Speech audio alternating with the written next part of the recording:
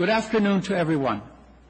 Welcome to the Subcommittee's third hearing on the reauthorization of the Higher Education Act. In our first hearing, we discussed how the United States is falling behind in producing college graduates. Our current investments in higher education are not on the scale we need to educate enough of our people to remain globally competitive. In our second hearing, we discussed how well we are preparing low-income and first-generation students for college.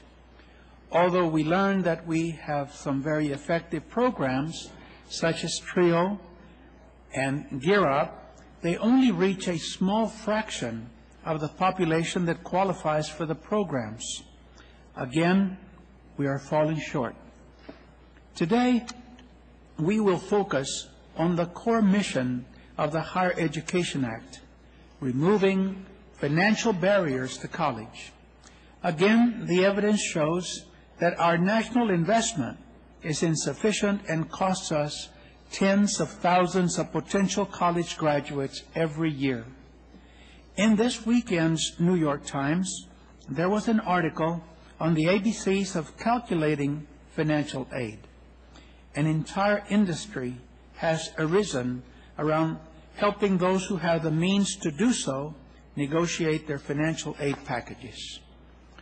What happens to the students from low and middle income families, we need to find out, and my hopes are that the panelists today will help us answer that question.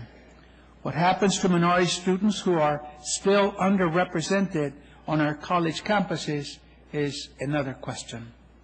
At our flagship public institutions and our selective private institutions, they just are not there. A recent analysis by Post-Secondary Education Opportunity found that while in the 2005-2006 academic year, 36.9% of resident undergraduate students were eligible for Pell Grants. Only 15.9% of students in the top 50 public institutions and only 9.7% of students at the top private institutions were Pell Grant recipients. We're asking low-income and minority families to shoulder an increasingly unbearable financial burden for college.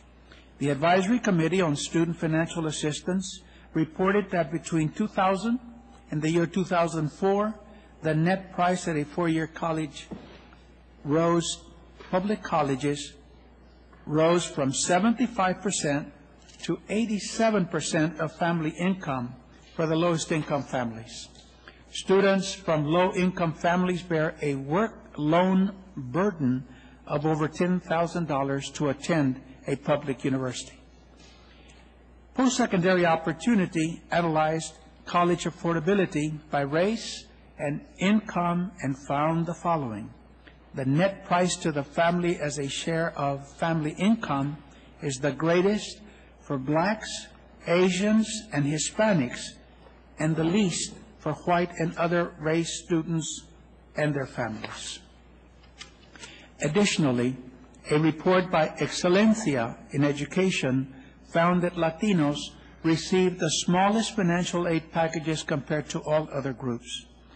It should come as no surprise that many families see these barriers as insurmountable.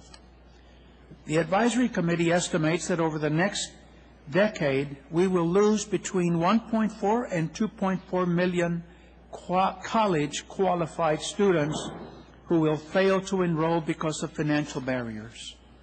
This reauthorization of Higher Education Act is our opportunity to remove these financial barriers.